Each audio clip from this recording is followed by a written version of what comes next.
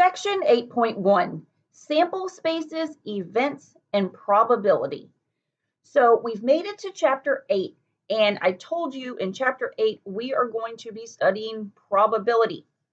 So I mentioned that word back in Chapter 7, and remember what I told you this means. That probability is how likely something is to happen. Okay, so I'm going to jot that down again. So how likely something is to happen.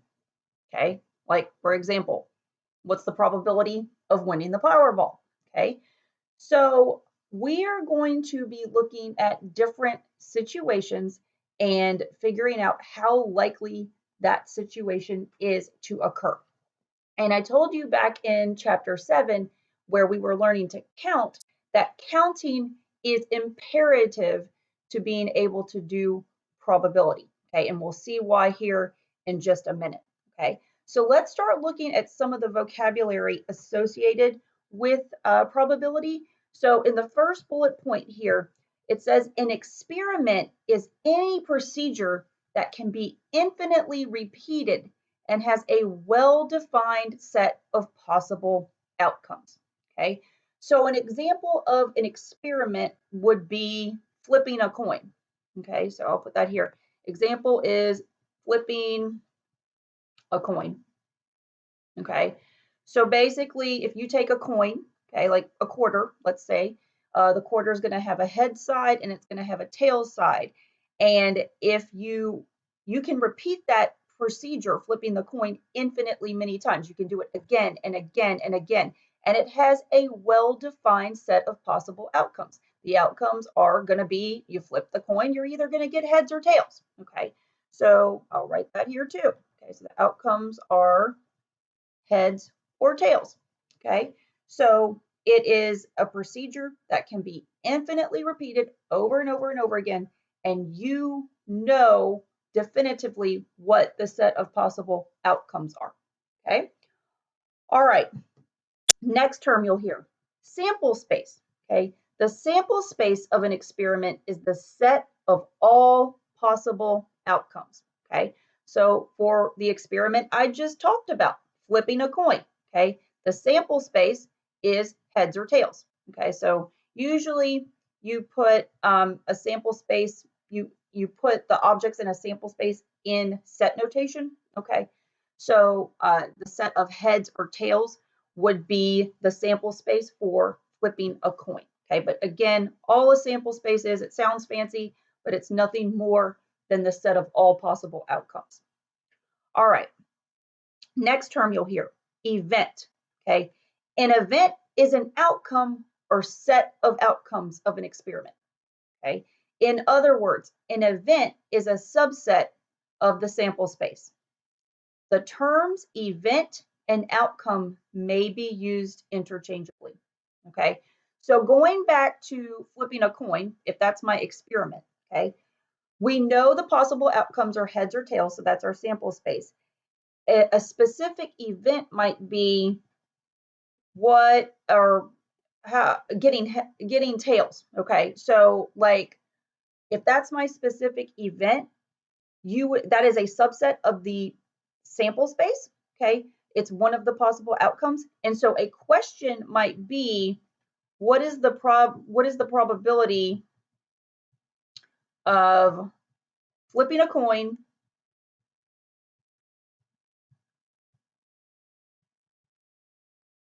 and it landing on tails?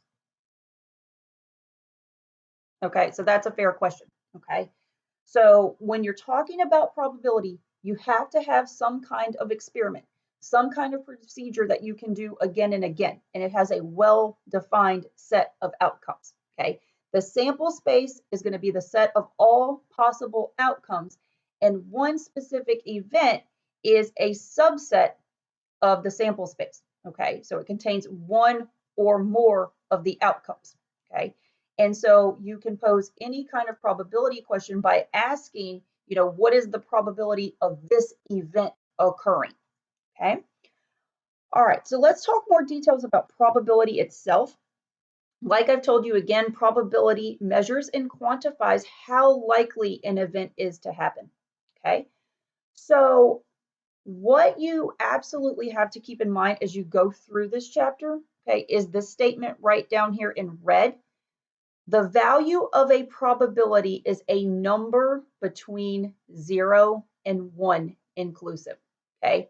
Very, very, very important, okay? So I'm going to scroll down here, okay? I've got this little schematic here of how we can think of probability, okay?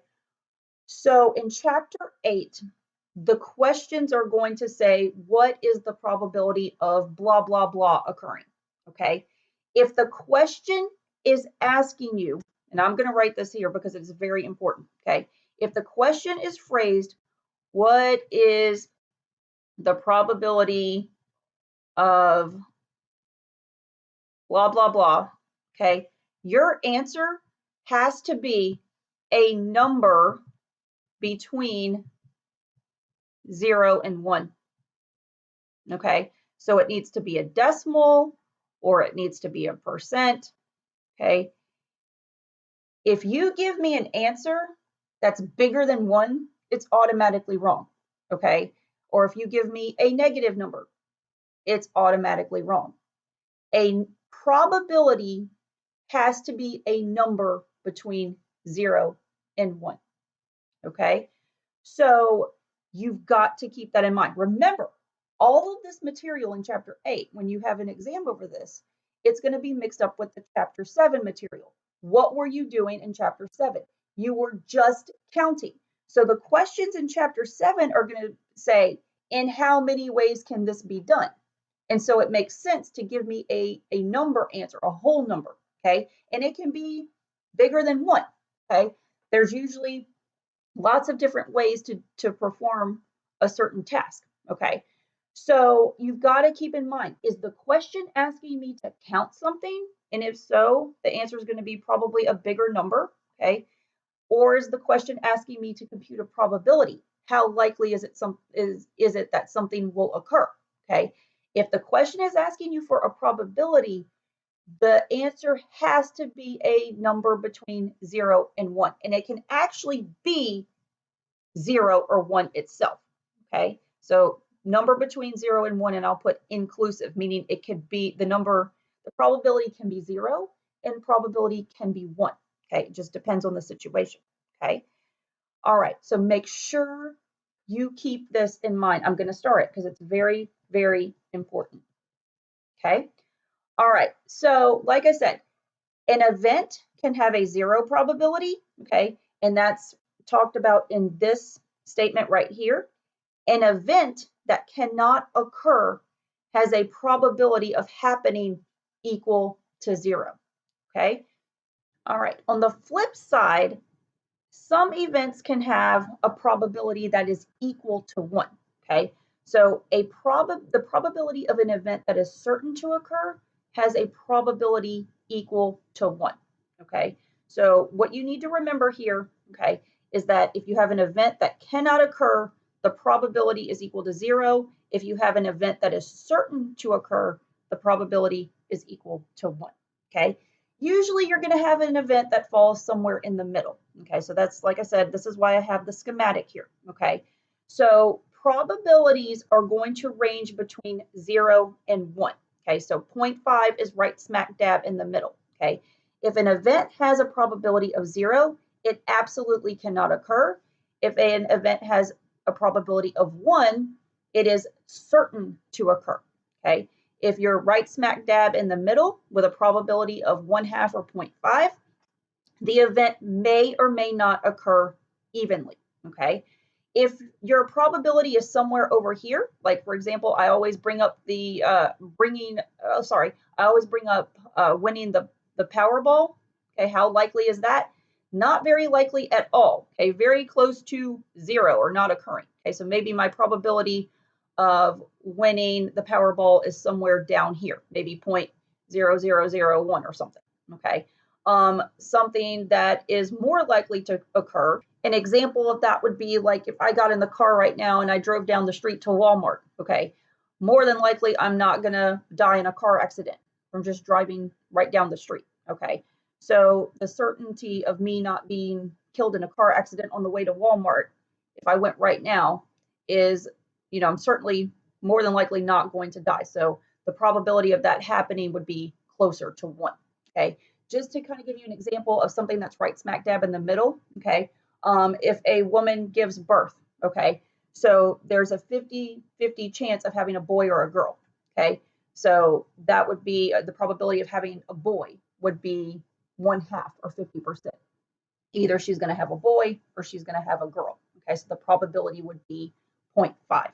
Okay, so that's kind of a little picture I want you to keep in your mind as you're doing probability. Okay, your probability numbers have to be between 0 and 1 inclusive. Okay, any probability that's closer to 0, it's not as likely to occur.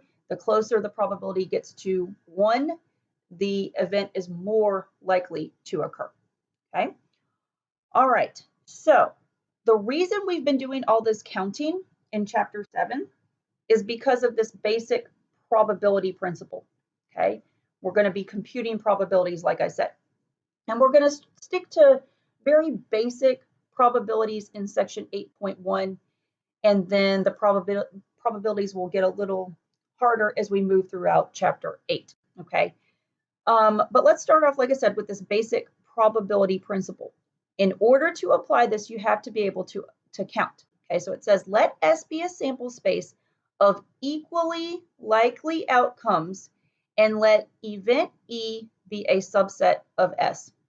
Then the probability that event E occurs, denoted by P of E, is P of E is equal to the number of outcomes in event E divided by the total number of possible outcomes. Okay. All right. So all this is saying, okay, is basically like if you have this event and P of E is designating the probability of that event occurring, all you have to do is take the number of possible ways in which that event can happen and divide by the total overall number of possibilities. Okay. So like I was talking about earlier, flipping a coin, heads or tails. Okay.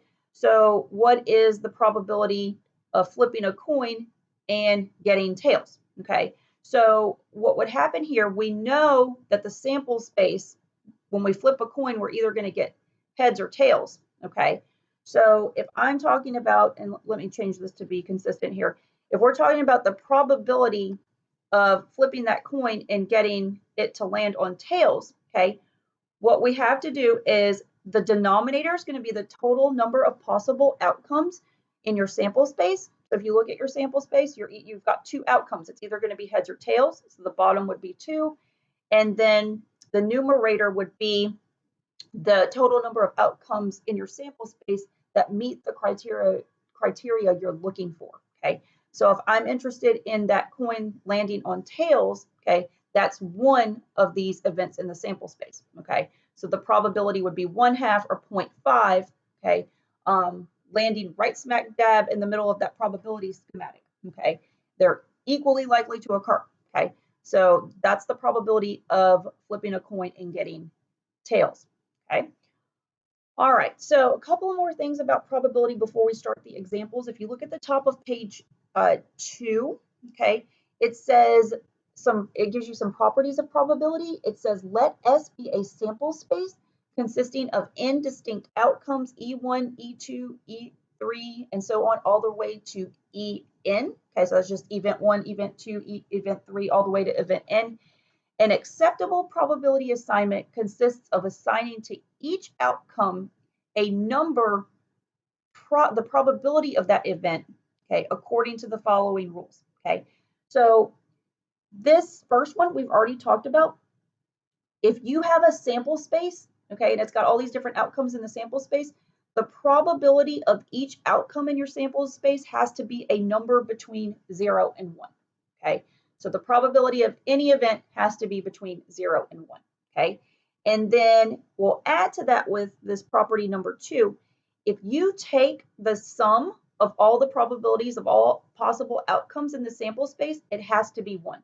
Okay, so basically you're going to have a bunch of events in your sample space. Okay, so if you find the probability of each event in the sample space, okay, and you add up all those probabilities, it has to equal 1, okay? Because everything has to be accounted for, okay? So like going back to over here when we were flipping a coin, okay? There's 2 events in the sample space, okay? So what is the probability of the flipping the coin and it landing on heads, okay? Again, heads, that's one of the outcomes in the sample space, and there's 2 total outcomes in the sample space. So the probability of the coin landing on heads is also 1/2, okay? We already know the probability of it landing on tails is 1/2. These are the only 2 outcomes in the sample space. So if we add these probabilities, 1/2 plus 1/2, that's 0.5 plus 0.5, it totals 1, okay? So if you find the probability of each event in the sample space and you add all those probabilities, it has to equal 1, okay? Because something in your sample space has to occur, okay? So everything's got to be accounted for. That's how you can think of it, okay? All right, so now we know some ideas about basic probability, and we are going to start the examples, okay? But again, what you need to keep in mind, okay, the probability of an event, all you're going to do is you're going to take the number of possible ways that event can happen. Oops. And you're going to divide by the total number of possible outcomes in general. All right, so let's get started.